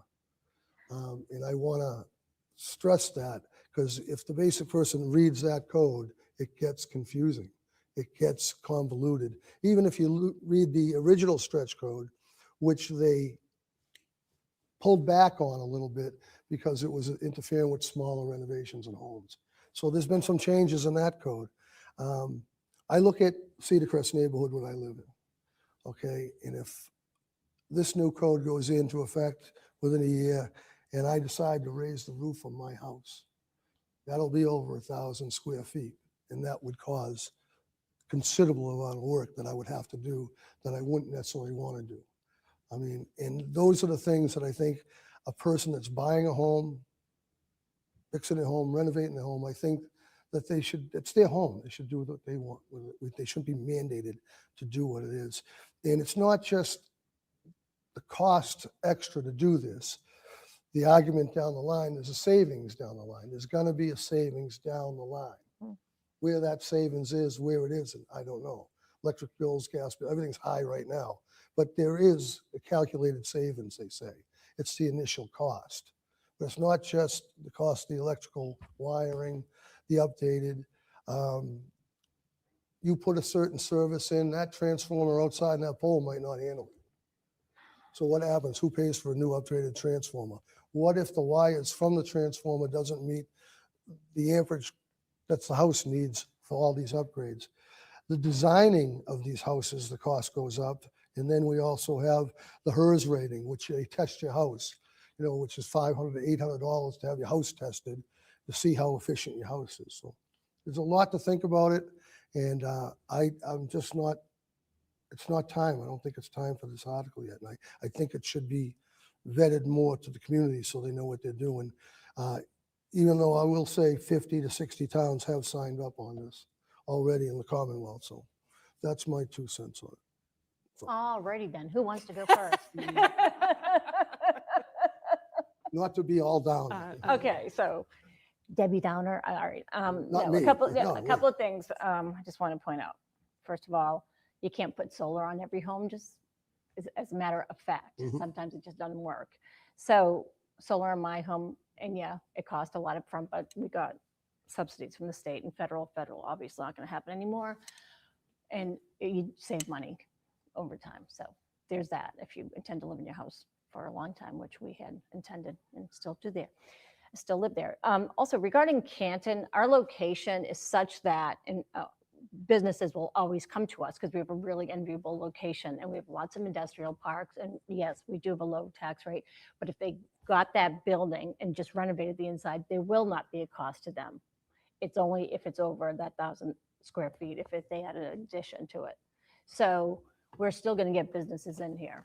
And Sharon has it and Norwood has it. It's in Stoughton, it's in the works in Stoughton. It's for town And, meeting you know, in Stoughton this year. and also just, you know, we have friends who are home builders and it's a matter of time. Like there are heat pumps in Wellesley. No one has an oil tank anymore. We need to progress as a society and as a town. The sustainability group has done an enormous amount of work to inch us forward. We're not in the forefront of anything. We are somewhere in the middle, and we need to continue to move forward. This is not going to be, it's 1% to 3% extra cost up front is what the numbers say according to your information, and they've done their research. And then you have, again, the savings afterwards. Yeah, I think we need to continue to move forward is my point. Okay. Sue? Who's next? Me? Okay. I do want to point out that the Galvin Middle School is being built above this code, and that the estimated payback on that is 3 to 4 years for the Galvin. So yes, you said 56 towns currently have it. It's up for town meeting in Stoughton this year. It's actually 32% of the population of this state is currently living under this code, including Milton, Needham, Sharon, Dedham, Norwood. So we have a lot of neighbors. If you look at a map, and of course, Boston, Cambridge, Somerville. So this whole Metro Boston area is for the most part already adopting this code. Retrofitting the wiring for electrical service is very costly. Building it into a new building from the get-go is not. So that is the argument for it. And I have to point out, there is a moral a component to this, because I feel that our generation has quite honestly failed to address climate change. We've kind of dithered for 30 years now. And, we know there's no help coming from the federal government right now. And I think we really have to step up and consider the future generations and, make this planet and this town livable future. Sue, wait, can I just say one thing before, I know you don't go, but wait, let me just say, regarding Sue's point, it's just regarding sustainability, it's been a grassroots effort. And any changes, any positive changes with it have all started at town levels. It's just the way it's been. And we've made significant progress, not just this town, we, the people everywhere. And it's thanks to us being forward thinking and going to the next step. It ain't gonna happen at the national level. It's bottom up. That's how these things are going. So through you, Mr. Chair, I have been a big supporter of the Sustainability Committee. I've supported a lot of the work that they've done so far, Power Choice, and I was instrumental in working with them on bringing this contractor position on board, and I got the select board to support that we were going to use mitigation funds. But the purpose of that position was to do the community outreach, was to talk to CABI, was to talk to economic development, BRC, zoning, planning, our building commissioner. And I see nothing in any of the presentation that says we've done that. And the response that I got is the contractor position came on late, which I absolutely get. But that doesn't mean we skip the steps that we should be doing. So I can't support this. I don't have enough information. I don't even have information from the towns that have adopted it. Like, have you run into problems with your commercial base or with homeowners who are saying, I had no idea that the costs were going to be this. So I don't have enough information to support this. I want to support it, but I don't have enough facts, so I can't. I can speak to one part of that. Sure. If you like. So the growth in housing has actually increased in towns that have this code. So it has not been a hindrance to building. So I'm not disputing the growth in housing. I'm disputing what is the cost of that. Mm-hmm. And where the governor is pushing ADUs because we're trying to increase the housing in this state, there is going to be a lot of new building. And so what we're trying to do, like, I'm a big affordable housing guy, we're trying to keep our kids to be able to live in this town, our teachers and stuff like that. So you have parents who own the house and they're like, you know what, I'm going to put an ADU on, let my kids move in here. And now they're finding that the cost of that ADU is out of reach. And so now it's no longer affordable. Their kids can't afford it. So again, there's a lot of data that needs to be done. I wish this group was trying to change this on a statewide level, and then it'd be a non-issue. But for Canton, I don't have enough facts to support this. Sorry. We're not taking any discussion. Sorry, sir. Thank you. All right, well, last point, Sheriff, then we can move on from this. You just reminded me of something, Mike, about the statewide thing. When we were talking about this whole Upton stretch code, I was looking at the history of building codes. We didn't even have standardized building codes in this state until 1975, and there's been 10 iterations since then.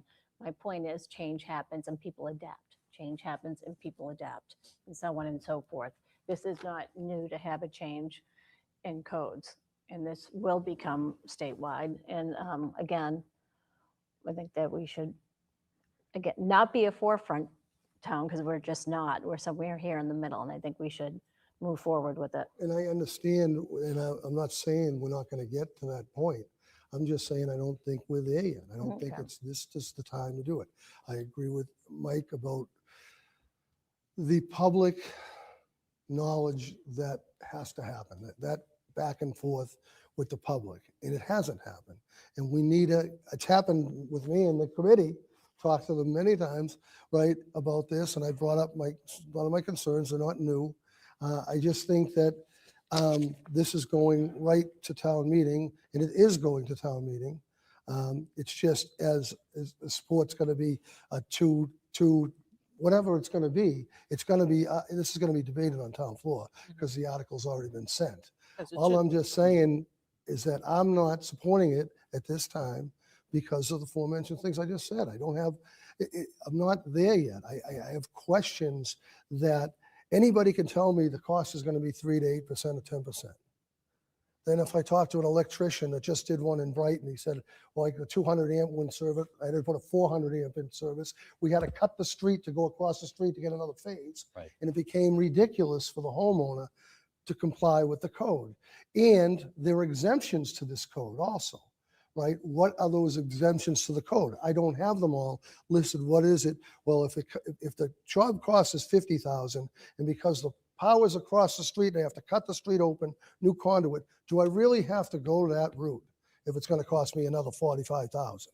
Those are the questions that need to be answered. If I build a second floor in my house and the transformer on the pole, like it happened at the senior center in Canton, the pole had to be moved. We had to put a new pole in, and that cost ended up being $18,000 for the pole, another $20,000 for the transformer. There's a cost associated with the source getting there, not just wiring the house, it's the availability of that source and where it is in our grid. If every house did this, will our grid stand up to it? I don't think it will right now, but that's a question I'd want that answer to. And I don't have that answer. In the question of dollars and cents on the project, if I have a rental property that's over 10,000 square feet, right, and I want to revamp my property, it's old, I want to redo it. What is the repercussions to me and what's the repercussions to my tenants? Because if I have to spend this money, I'm not going to absorb it as a landlord. I'm going to say, let's raise the rents. And that's all. This isn't even a rent conversation. That's a whole different conversation. But there's a cost of that cost for that apartment complex, to me, would increase the cost of the rentals. So it's just something I look at, and I don't have that number that anybody can tell me one, but I'm not. And you can go online, Google anything you want about this code, and there's pros and there's cons. There's great pros and there's great cons. And it's you're trying to get that balance in understanding it is the tough part. And I look into it and I go to class to learn about the codes, and that's a big discussion at the end of the meeting, these stretch codes. So with that said, is there any more discussion on this? No. Okay. Mr. Albert. I make a motion that the board does not support Article 33. No, we're going to make it in the affirmative. Make Oh, it in all the right, I make a affirmative. motion You have that to make the motion in the affirmative, please. I make a motion that we support Article 33. Motion Second. made in second. All in favor? Aye. Aye. All opposed? Aye. Aye. Aye. So it's 3-2. Once again, this doesn't mean it's over for, I know, dear. it means it goes to the town floor and we work on it. Next. Vote to accept, so we did these still waters, didn't we already? No, this is for the one, we're gonna do it again. What's that? You voted to lay the roads out, but now Yep. you're gonna take a position on it for the warrant. Okay. Article 34, vote to accept Stillwater Road Town Way.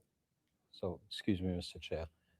So, Mr. Duty, are we not taking a position on Stonewood, Isabel, and Holly? You could do one of two things. You could defer it to town meeting. Should the property owner get done what he has to get done in time, you could take no action on it, and it potentially could come back to a select board meeting in the near future if it was, again, could be resolved. But that's entirely up to you. You can defer or take no position. I probably would take no position on it at this time, just in case in the next week or so these things get resolved. Based on my conversation with the town planner, I don't think they will get resolved that soon, but you never know. Okay. So, sorry, Mr. Chair. Whereas we're just voting on positions, I don't see why we can't cluster these. So 34, 35, and 36, we just approved earlier. Correct. So I don't see why we can't cluster those three into one. And I don't see why not either. Okay, let's make a motion for Article Like that. 34, 35, and 36. I move that we support Article 34, 35, and 36. Second. Motion made second. Any discussion? Seeing none, all in favor? aye. Chair as well, 5-0. I move that we defer Articles 37, 38, and 39. I would just hold on them. Oh. Let's put a Yeah, hold just take, on I it. would take no action for Let's today. take no Oh, action okay. on that. Okay, let's go to 40. Article 39. That's all right, well done with that. Article 40, rescind prior vote taken on Article 38 of 2006 Wow. Town Annual Meeting. Could we get a little, That's weird. How do you not remember that? I have 20 years ago. Right? I don't remember it either. 'cause I don't have it in front of me. It was cleaning up language, wasn't it?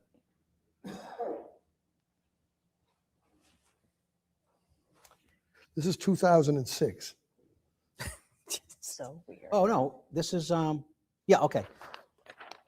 Yeah, this is to rescind the minimum age, minimum or maximum? Maximum age for hiring police officers and firefighters. So if you remember, the chiefs are having a hard time filling positions in the civil service system in particular, but they also have the opportunity to take transfers from other departments. And sometimes if the transfer is 33 or 34 years old, we can't take them Oh my because the age limit is 32. Nuts. So both chiefs feel like if we rescind this, then their pool of candidates will grow and they'll have an easier time filling positions. And there are safeguards. I know people worry about, well, you know, that what if a 57-year-old person wants to apply? You still have to pass pre-employment physicals and physical abilities tests and things like that. So Okay, that's the rationale behind that. okay. As a former chief, I would concur that we should rescind it. We have a motion, Mr. Albert. Motion to support Article 40. Motion been made in second. Any discussion? Seeing none, all in favor? Aye. Chair as well, 5-0. Article 40 and 41, we just went through the same. 41 similar, that's just, it puts in the safeguards for maintaining fitness and health. Okay, while you're in got public. So they kind of cluster together. Make a motion that we support Article 41. Second. motion made in second. Any more discussion? Seeing none, all in favor? Aye. Chair as well, 5-0. Article 42, formally accepts the legislator to authorize the town to operate within the established enterprise funds. Yep, this is an administrative, again, cleanup. We've had enterprise funds for many years. We're just making sure that we have accepted the appropriate statute, 53F and a half. Very good. I move that we support Article 42. Second. Motion made second. Any discussion? Seeing none, all in favor? Aye. Chair as well, 5-0. Next, we have a bunch of zoning bylaws, which we're going to defer to the planning board, Articles 43 to 47. Yes. They are dwelling units, definitions, CCOD. They're going to be removing the CCOD, okay, Mhm. of all three, okay. Mr. Albert, I move that the board defer Articles 43 to 47 to the planning board. Second. motion made in second. Any discussion? Seeing none, all in favor? Aye. Chair as well, 5-0. Article 48, appropriate funds to meet expenses for next fiscal year. I think that should be supported. That's really important. Very important. Move that we support Article 48. Very good. Second. Motion made in second. Any more discussion? Seeing none, all in favor? Aye. Aye. Chair as well. All right, next up, I move that the board approve the change of manager for the Blue Hill Recreational LLC DBA Blue Hill Ski Area to Jeffrey Homer. All paperwork is in order, Mr. Chair. Thank you. Second. Motion made. Second. Any discussion? Mm-mm. All in favor? Aye. Chair as well, 5-0. I move that the board approve the request to obtain a special license to serve malt and wine beverages for a one-day celebratory event marketing the the official opening of Wonder, 95 Washington Street, Suite 40, on March 19, 2026, 3 p.m. to 7 p.m., contingent upon building commissioner, police chief, and fire chief approval. Second. Motion made second. Any discussion? Seeing none, all in favor? Aye. Aye. Chair as well, 5-0. Next, I move that the board accept and authorize the use of the gift in accordance with the terms thereon under Mass General Law 44, subsection 53A, the grant of $43,971.23 from Outfront Media for the 95 locations for gross collected revenue. Second. Motion made second. Any discussion? Seeing none, all. Those, Yes, sir. I'm sorry to interrupt, but those funds will be deposited to the billboard mitigation fund. Thank you, sir. All in favor? Aye. Aye. Chair as well, 5-0. Next, I move that the board approve the request to hold the 24th annual Dinesso's Fund Run in 5K, May 17, 2026, from 9 a.m. to 2 p.m., and request for a one-day entertainment permit for DJ, subject to police approval. Second. Motion made second. Any discussion? Seeing none, all in favor? Aye. Chair as well, 5-0. Next, I move that the board approve the request to hold the Anthony Maffey Memorial Walk to be held on Sunday, June 7th, 2026, from 12 p.m. to 5 p.m., subject to police approval and certificate of insurance. Second. Motion made in second. Any discussion? Would you like to speak on this, sir? Very good, sir. Good luck. Seeing none, all in favor? Aye. Chair as well, 5-0. Next, I move that the board approve the cemetery lot perpetual care deeds. Second. Motion made second. Any discussion? Seeing none, all in favor? Aye. Chair as well, 5-0. Next, I move that the board approve the cemetery commitments in the amount of $8,550. Second. Motion made second. Any discussion? Seeing none, all in favor? Aye. Chair as well, 5-0. The vendor warrant total for the week of February 5th, 2026, $1,871,165.56. The payroll warrant total for the week of February 5th, 2026, $2,087,130.82. The vendor warrant total for the week of February 12th, 2026, $749,241.39. The payroll warrant total for the week of February 12th, 2026, $3,139. Next, I move that the board approve the minutes from the select board meeting on February 3rd, 2026. Second. Motion made second. Any discussion? Seeing none, all in favor? Aye. Chair as well, 5-0. Back to you, Mr. Duty. Throwing it back this way. You haven't done enough. All right, just a couple of things real quick. Okay, first thing is we received our recycle audit report from Waste Management. And I must say, the previous report to this one, we didn't do so well. We definitely improved with this latest report, but basically our contamination rate for recycle is 14.8%. Prior to this report, it was up a little over 19%, so we have come down. So people are recycling the proper way, getting better at it anyways. But what the audit found was that one of the things that's contributing to the higher percentage of contamination is people are using plastic bags to throw away their recyclables. So what we really want to get the message out to folks is when you're recycling, take the stuff out of the bags and just put it in loose into the recycled container, because the plastic bags that they discovered in the audit contributed 7.7% to that contamination. Almost half the contamination rate is because of plastic bags. So we're going to do a little public outreach. We have the communication specialist working on some posts, social media posts and so forth to try to get the word out. But that's kind of the major message from the audit. Don't use plastic bags to throw your recycle away. And we'll be far, their threshold, they like to see communities under 10% contamination. So if we can make that correction, we'll be well under 10%. Council on Aging. So the Council on Aging facility is temporarily closed because of the HVAC project that's currently underway. So Director Tynan has relocated most of her staff to the prior rectory building at 1860 Washington Street. If you remember, the fire department used that building when they had work done in their building a couple of years ago. So it was the infrastructure was in place to be able to accommodate office space. So her social workers are going to be working out of that location. So folks who need that service can either go to 1860 Washington Street, or you can still call the same number. It's been routed to that new location. As far as programming goes, a lot of the classes are being done at the former church at 1860 Washington Street, in that space there. And they're also utilizing the American Legion Post, and they're utilizing the Town Club. So she's got several locations for programming. So if folks want to see where the various programs are, what time they're going to be offered, they can go on to the website for DEHS on the town website. And they're also encouraged to follow them on Facebook, where Diane is putting daily updates. The project is anticipated to take 4 to 6 weeks. And after that, they'll be back in the building and back to normal operating hours.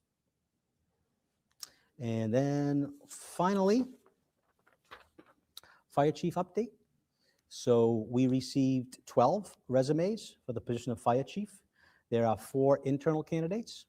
We're going to meet with the consultant tomorrow to review resumes, and then we're going to screen in the candidates we want to move forward to an interview stage.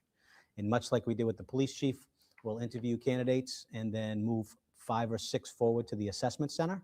And then from the assessment center, we'll bring the top 2 or 3 to you to interview and eventually appoint as fire chief. So that process will probably take us through the month of March. And hopefully we'll have it completed close to the time that Chief Robry has to leave us. So that's ongoing. That's all I got. Thank you, Charlie. Appreciate it. Next, we have public comment. Anybody going to speak today? I just got to read this statement. Public comment of the meeting is an opportunity to listen to the residents' feedback and concerns. However, it's not meant to be question and answer format. There will be no response to any public comment when presented. The public comment portion of the meeting is limited to 15 minutes total and up to 3 minutes per speaker. Those that wish to speak should stand at the microphone and wait to be recognized by the chair. Please state your name and the town you live in. Your address is not required. I would ask all members of the audience to be respectful of each speaker as well as each other. Anyone that does not wish to speak or unable to due to the time limit may submit their comments in writing for the board's review and consideration. Yes, sir. Good evening, Mr. Chair, members of the Select Board and fellow residents. My name is Tom Birmingham. I live in Canton and serve as the chair of Canton's Sustainability and Climate Action Planning Committee. I understand and appreciate all the discussion that we heard tonight on Article 33. It's healthy. The challenge that we faced, it's a chicken and the egg. It's a timing issue. We hired the consultant too late in the game to have a full, robust campaign prior to tonight. I'm here to say that I'm very happy and pleased that we have a very robust education campaign already scheduled and established to run over the next 6 to 8 weeks prior to town meeting to make sure we address all the questions that anybody has on the merits of this article. I will stand here and commit to you, we will do our due diligence to make sure everybody has an informed vote come the May town meeting. I'll grant you that. I'm excited to announce tonight is the start of the public information campaign. So thank you for supporting this. Warrant Article 33, adoption of Canton's specialized energy code at this year's annual town meeting. What it does, Article 33 is one of the high priority actions of the Climate Action Plan and Decarbonization Roadmap. It does 3 things. First, it modernizes our general bylaws to reflect our current energy-related building requirements. A little outdated, kind of a generation old. So that's some of the changes that you're seeing in the draft warrant article, is to clean up some of the old language. The second is that it adds the specialized code. It's a set of new construction standards that helps ensure new buildings are designed for long-term efficiency, flexibility, and consumer protection. Finally, and crucially, it helps unlock approximately $1 million in state grants if we get our timing correct. And that was another concern that I had If we wait too much longer, a whole nother year cycle, I'm not sure that these funds are going to be available. The towns that have already passed this code now are eligible with a few other changes to qualify for this funds. It's not unlimited.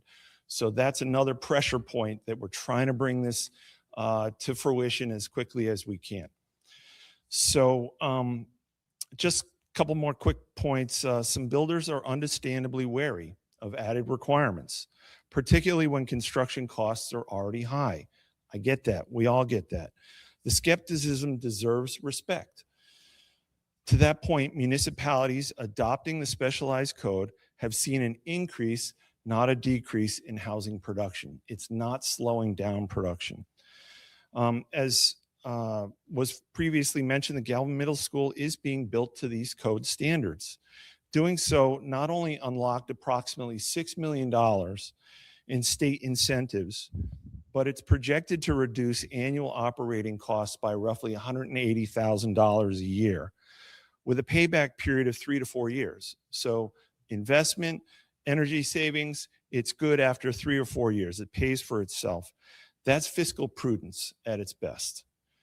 Importantly, Article 33 protects future residents and businesses from costly retrofits, reduces long-term energy bills, and strengthens Canton's economic competitiveness. I'll close by saying on behalf of the committee, I want to thank the Select Board for deliberating and voting this evening on the merits of this article, and I join with those members who voted in favor in backing Canton's residents' consideration for Article 33, and hopefully we can get all of your support by the time annual town meeting arrives on May 11th. So thank you very much. Thank you, sir.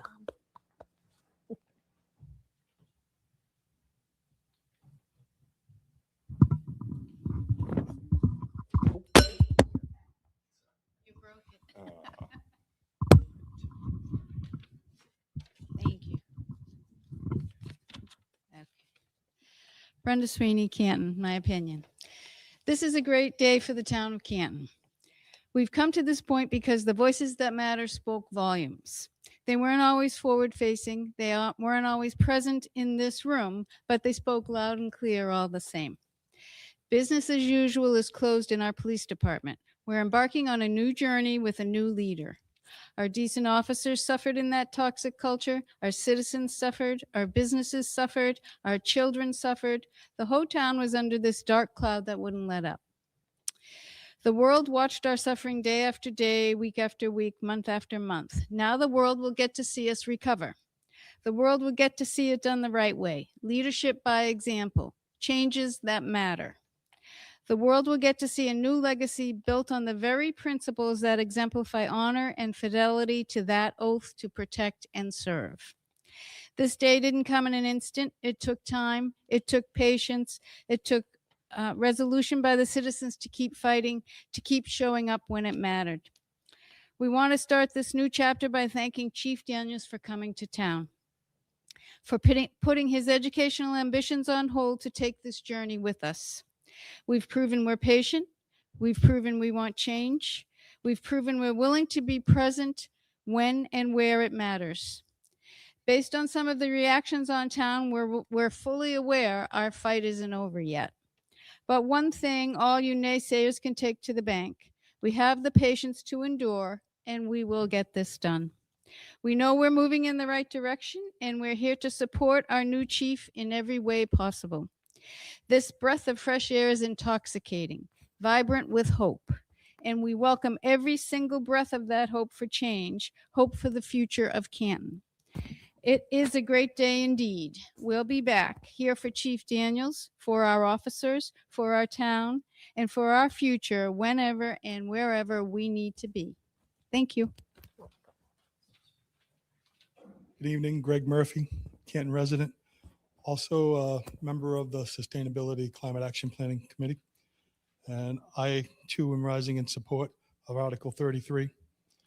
I think it's an important article for our citizens to consider with an open mind. There is a lot of opportunities there. It is consistent with the Select Board's statement that they want to become a climate leader community. It is a requirement to become a climate leader community to pass this code.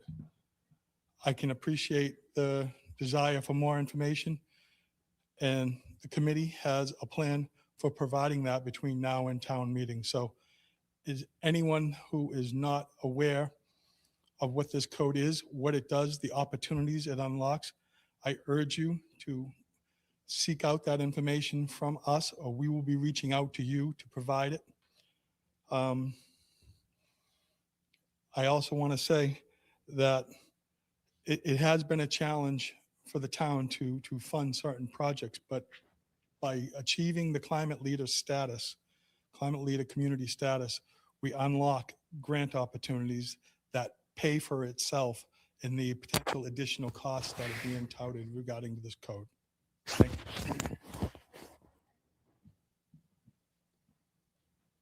Seeing no more speakers, we'll end public comment. Mr. Albert. All right, the Select Board will hold its next meeting on Tuesday, March 3rd, 2026, 7 PM at the Sala Meeting Room, Memorial Hall, 801 Washington Street. Make a motion that we adjourn tonight's meeting at 9:06.